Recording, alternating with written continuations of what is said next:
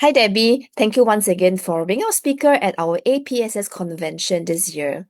Thank you so much.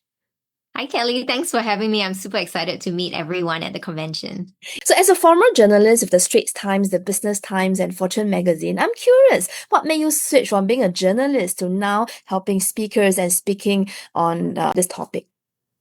So, I've been interviewing leaders and founders for the last 15 years, and I've seen repeatedly how so many of them struggle to tell their story with confidence. We would be in a 1 hour interview, and then at the 45th minute, they would say something that I'm like, that is your story. Why didn't you start with that first?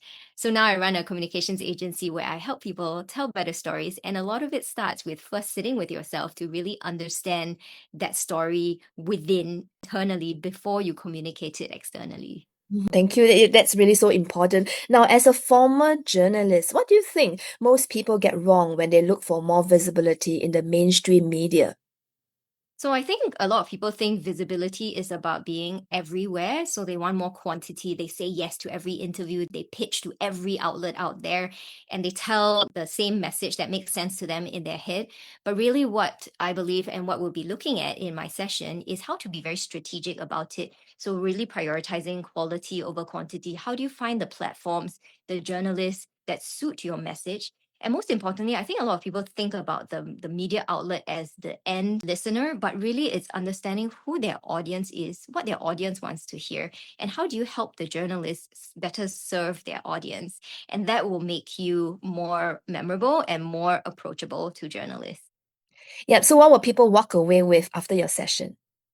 So we're going to have an insider's look at how newsrooms really work based on my experience actually being in different newsrooms in my career that I've worked in, from mainstream media to luxury and business publications, and now a bit of radio that I'm doing as well, and figure out hierarchies within these different newsrooms. When do you pitch to the most senior editor? And when maybe being friends with the junior producer is the one that will get you repeatedly booked as an expert. And we will also look at how to have a structured framework, a structured way to plan your media outreach, which platforms to prioritize based on your topic of expertise, and how do you systematically approach these different media outlets to be top of mind when they are looking for an expert to interview. Thanks, Debbie. That sounds really exciting and definitely will want to know more about this topic. So, Debbie, would you be able to finish this sentence for me?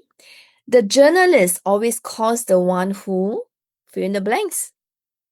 The journalist always calls the one who has something original to say, says it in a memorable way.